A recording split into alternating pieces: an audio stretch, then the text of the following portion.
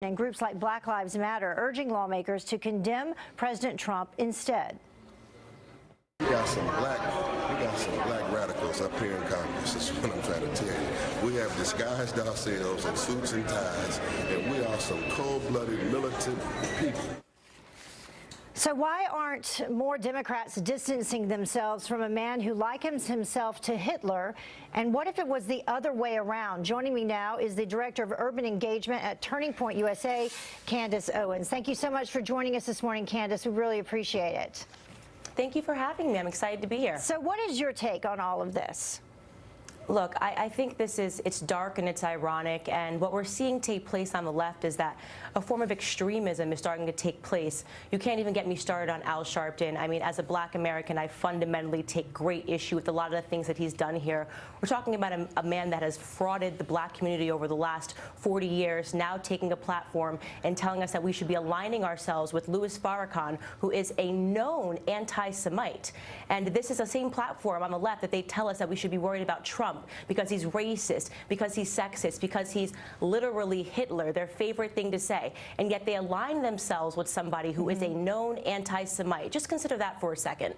And what they're doing specifically, they're protesting this House resolution. Can you tell us a little bit more about that? It was introduced by Republican Indiana Representative Todd Rokita, and it formally condemns Farrakhan's anti-Semitism. Yes, exactly, as it should. We should be condemning his anti-Semitism. This is a form of extremism. It makes perfect sense, but what they tend to do a lot, and when Al Sharpton is involved, what you know is going to take place is that we're going to see the black community, he's going to extort their pain and emotion and try to get them to vote and think a different way for policies that do not make sense. He does this over and over again. He pushes democratic policies that fundamentally hurt the black community and make entirely no sense, but he thinks that he can do that because he's Al Sharpton, a civil rights leader, which he couldn't be further from a civil rights leader. So that's my question. Speaking of voting, why are Democrats so hesitant to distance themselves from Louis Farrakhan?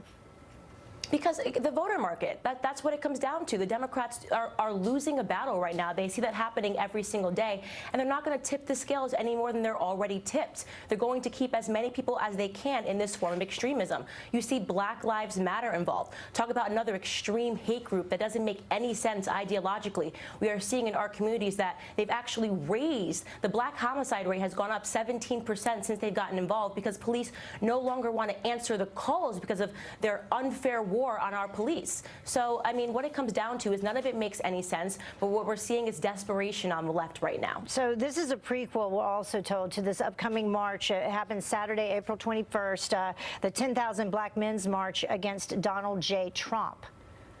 I don't even get me started on this. It makes fundamentally no sense. There is no facts involved in this whatsoever. Blacks are better off today than they were when Obama was in office. Black unemployment is at an all-time low because of some of his policies. What we're seeing take place right now is that Donald Trump is encouraging us to end this system of government dependence. And people like Al Sharpton and the left and the Democrats are fighting to make sure that black remain their ideological slaves. All right, Candace, thank you so much for joining us. I've been wanting to have you on our hour of Fox and Friends First, so we appreciate you coming in early. Thank you.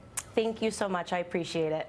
Well, the time now is about 10 minutes until the top of the hour. And sorry, not sorry, Hillary Clinton is trying to explain why everyone misinterpreted her comments about husbands forcing wives to vote for President Trump. She didn't really apologize for what she said. She apologized to those of you too stupid to understand what she meant. The silent majority, silent no more. So be careful. Laura Ingraham calls out the failed presidential candidates' bash tour. My new prescription.